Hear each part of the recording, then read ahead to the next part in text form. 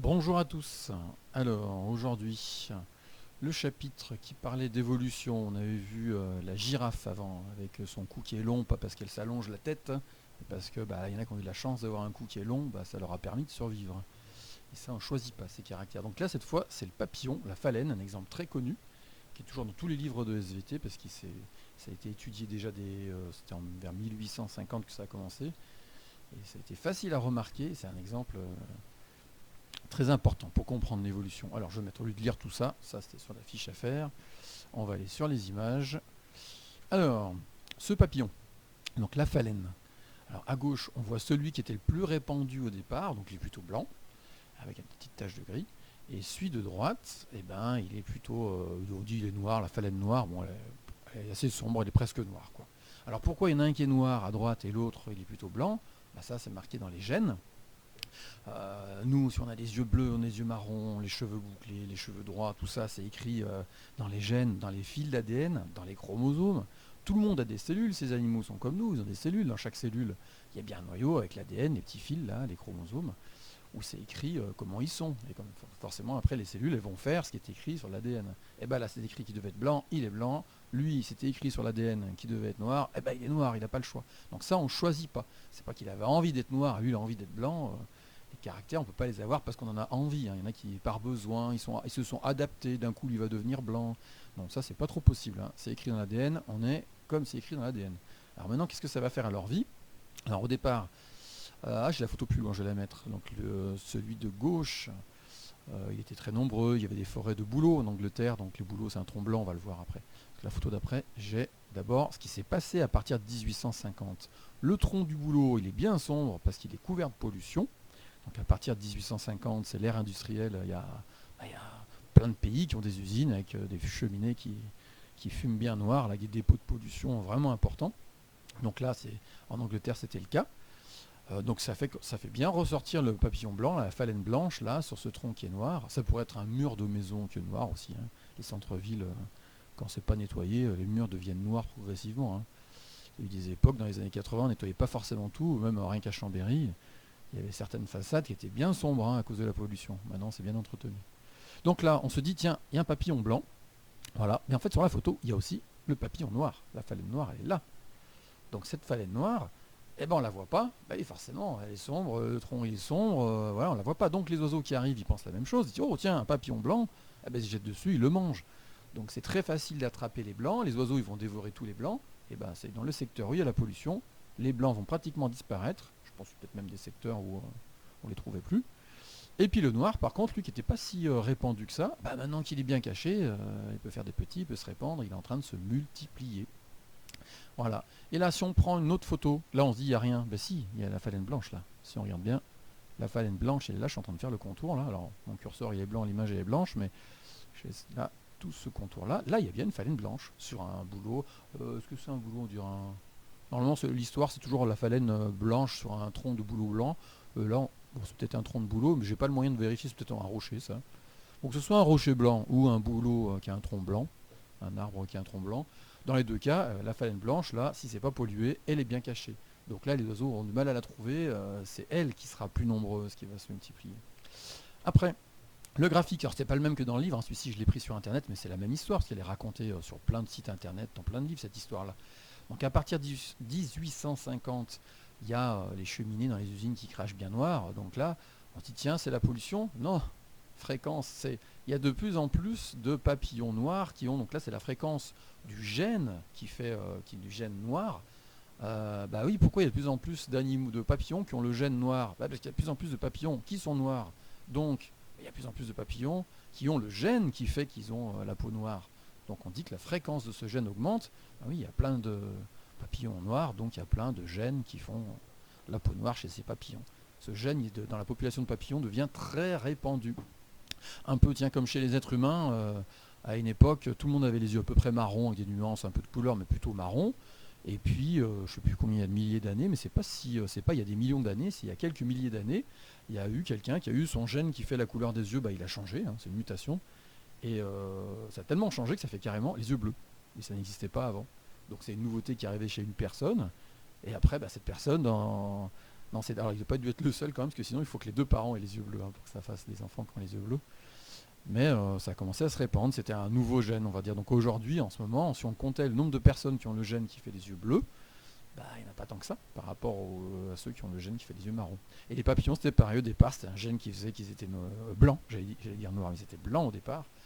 Il y a eu un nouveau gène, c'est le noir. Bon, il n'était pas très répandu, mais quand la pollution est arrivée, qu'il valait mieux être un papillon noir, à ce moment-là, bah, il y a eu de plus en plus de papillons noirs. Donc le gène qui fait du noir, il est devenu très répandu.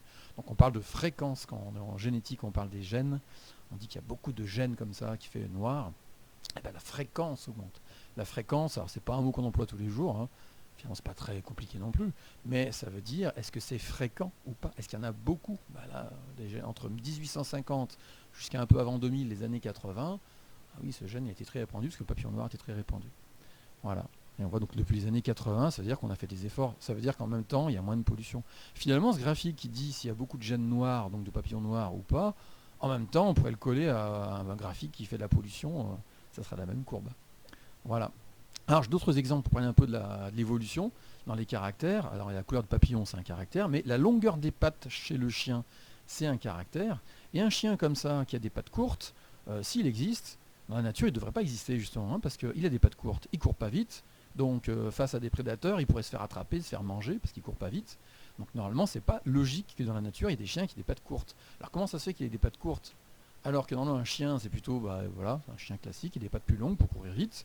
Ben, c'est à cause de nous, là. Par contre, c'est pas la sélection naturelle, hein.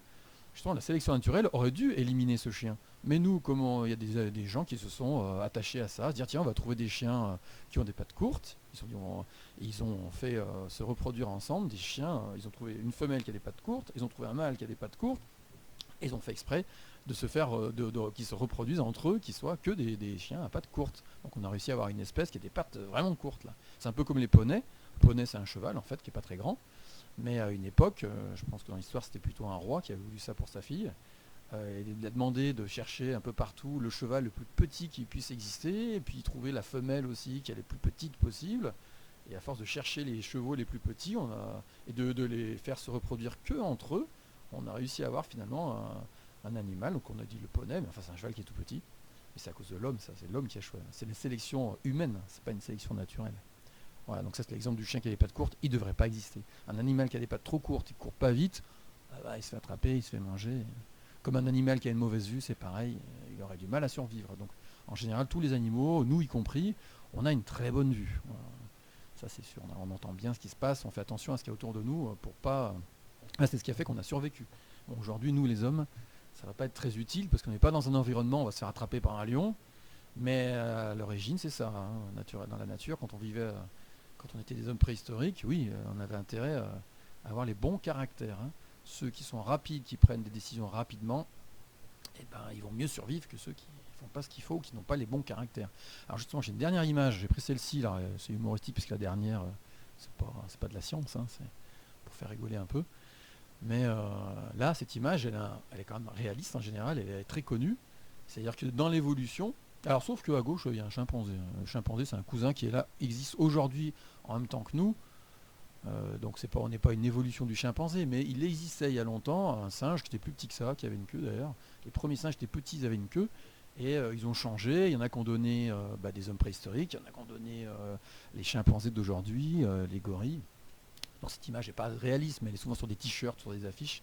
Elle est quand même... elle donne des idées quand même, ça soulève toute l'histoire d'évolution, même si c'est pas complètement juste. Donc là, qu'est-ce qui a fait d'ailleurs que finalement nous on est là? Comment ça se fait que nous on est comme ça? Déjà les caractères ils ont changé au hasard, on n'a pas choisi. Mais il y a un caractère surtout qui a bien changé et qui était très utile, et finalement c'est ce qui fait que ça donne un peu notre caractéristique, c'est qu'on a un cerveau plus gros que tous les autres animaux, un cerveau plus compliqué, qui fait qu'on a une intelligence qui est bien au-dessus des animaux qui existaient au départ. C'est ça, ce caractère qui fait que nous, on est là encore, qu'on a survécu, que la sélection naturelle nous a pas supprimé, on va dire entre guillemets.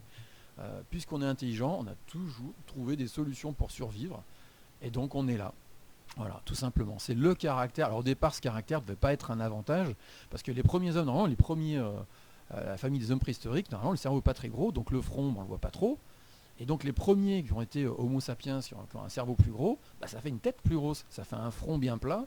Et peut-être que les premiers qui ont eu ce caractère-là, donc c'est par erreur, hein, le cerveau il change comme ça, on n'a pas choisi que le cerveau soit trop gros, c'est quelque part une sorte d'erreur, un changement.